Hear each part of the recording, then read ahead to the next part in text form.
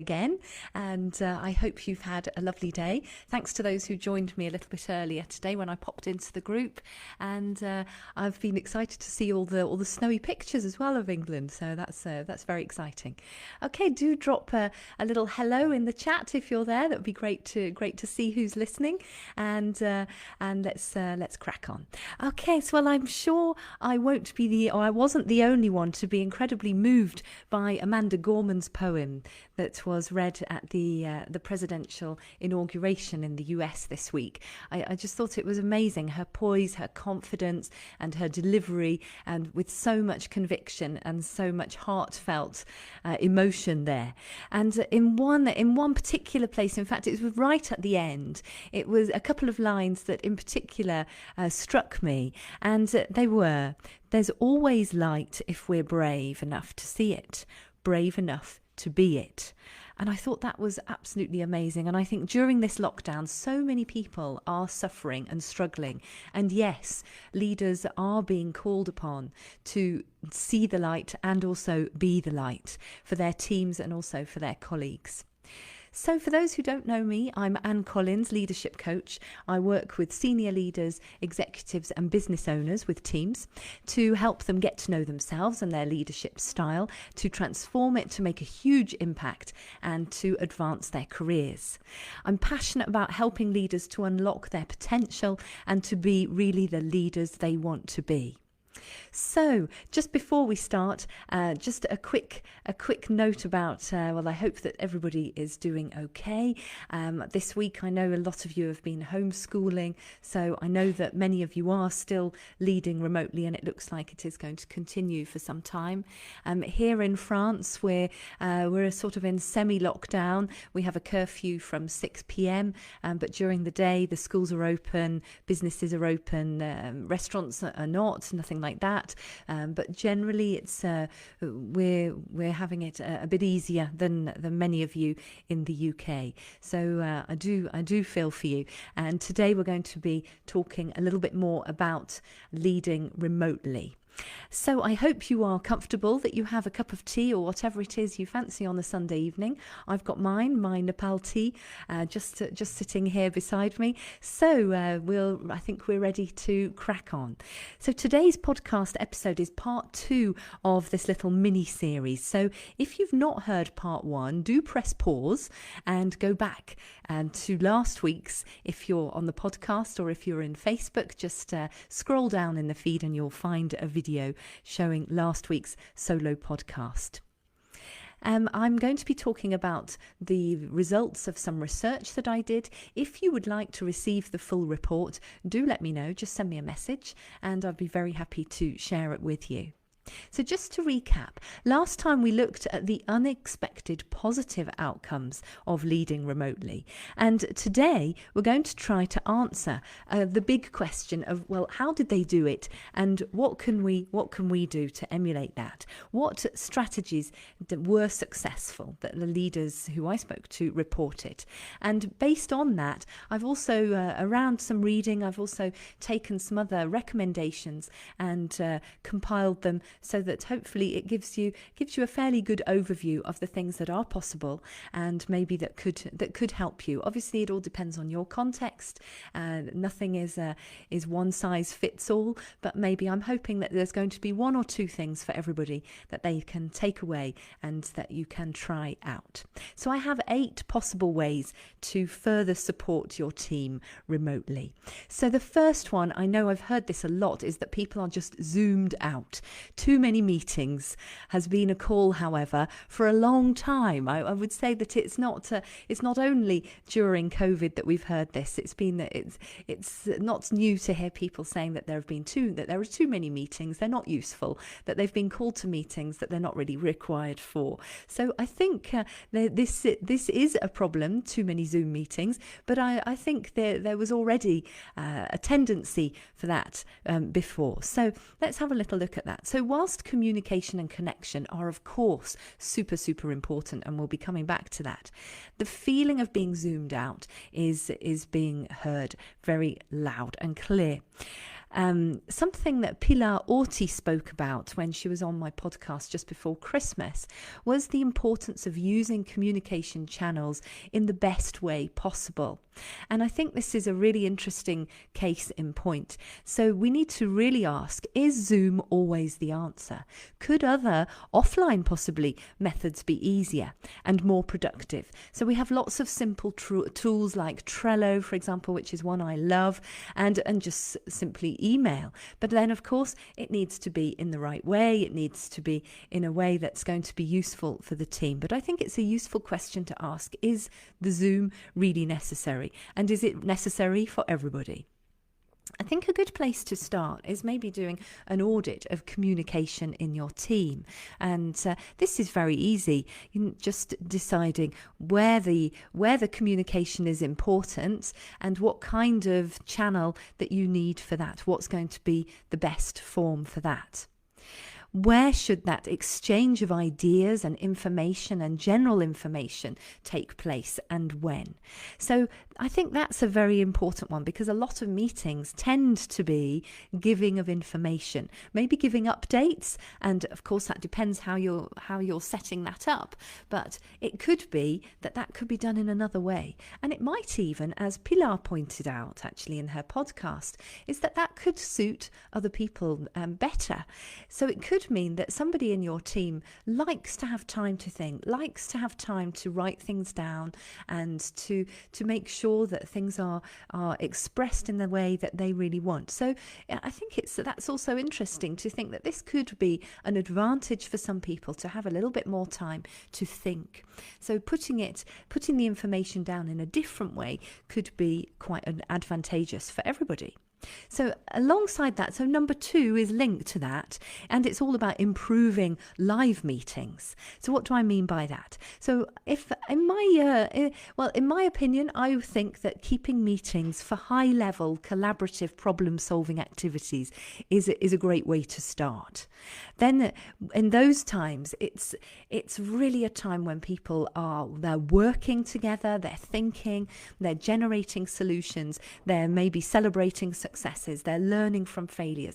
There's brain work going on, and it's very active for all involved.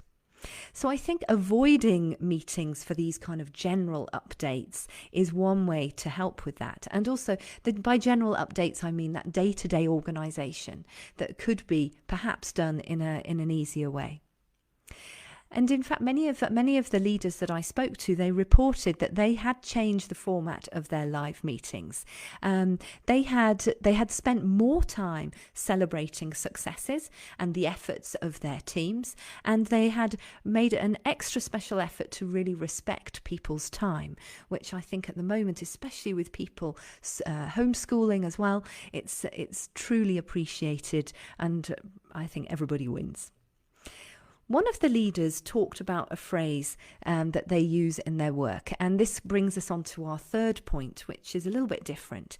He said the phrase that he uses, and in his workplace, they say, "It's okay to not be okay." And I would add to that, and it's okay to talk about it. And apparently just bringing this phrase on board and talking about it openly had great results, and it opened up the channels of communication around mental health in the teams. Now, there is clearly a need to pay extra attention to the groups that we talked about last week. Some of those, for example, parents, single parents in particular, those on their own, etc. So do go back to the previous episode if you'd like more information on that. However, I think there's also another aspect to this, that leaders need to pay attention to their own mental health and to recognise a need for time off, to find a new balance between home life and work life, and to give themselves permission to look after themselves. And this actually didn't come through very clearly in the research. So this is a suggestion from me that I think is extremely important. I think leaders are very conscientious and very aware that they're supporting their teams, but also as leaders, you need to also put time aside for yourselves and to look after yourselves. Number 4. and it's linked to mental health issues in one sense, is about having real conversations. And I think this is such an important point, and it was raised almost unanimously by the leaders that I spoke to. And how did they do it? Well, they made time. They made time for real connection. They planned it into their calendars. They fine-tuned their listening skills. Many of them said, even just without thinking about it, their listening skills were greatly improved just because they were forced to develop those very quickly. Now, making time for each individual in a team is obviously, it's quite idealistic, isn't it? And I think that needs to come with a bit of a warning. As the research went on, I would say the people that I spoke to towards December, they were finding that more difficult because it does take a lot of time. So I would say, yes, more communication, more individualized communication is of course a great thing, but let's be realistic as well. How much time that takes. And maybe a way forward is to wonder, well, how can we use these great live meetings? How can we use those to promote better conversations, better communications, so that those individual meetings are not required perhaps for everybody so frequently. So just be careful of that, and because I know that some of you have teams of 70 people, and obviously speaking to 70 people plus is not going to be possible on a weekly basis, and not week in, week out anyway. So I think it's really important to be realistic about that, and to, as I say, use the meetings as a chance. You can use the breakout rooms in Zoom anyway. That's very easy to do. I don't know about Teams, I haven't used it, but using the breakout rooms, making time for that conversation where you've already got meetings planned, can maybe help to just use your time better in that respect. Number 5, many of them talked also about broadening their own leadership style, and I thought this was very interesting. And when we talked more about it, I would say what they were talking about is really becoming more of a coach as a leader, which is something that's been around for a long time. It's certainly something that I do a lot of training on, and they found that this was very useful. It kept morale high, because when you're asking questions, not just giving answers, you have a chance to really discuss. You're giving the power in a way back to somebody. You're empowering them to take decisions. So that's a really important thing.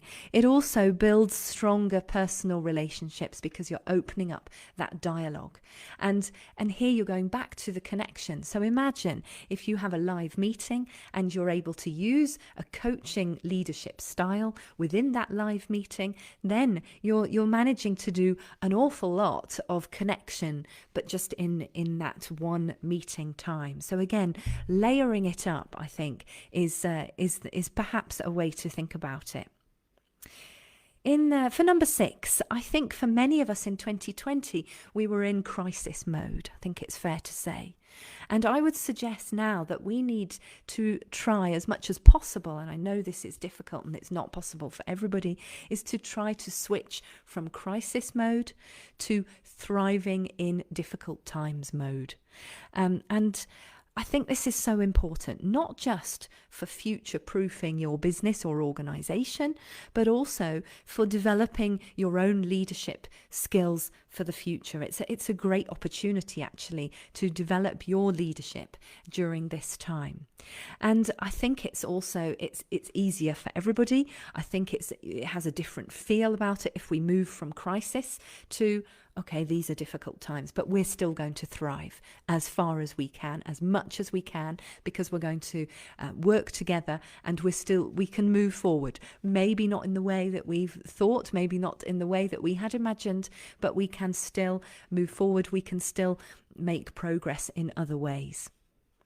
Number 7, I would say that the biggest concern after my interviews with leaders for me was the management of energy by leaders themselves. And I really feel this must be a priority for leaders. And it comes back to what I talked about just earlier about mental health.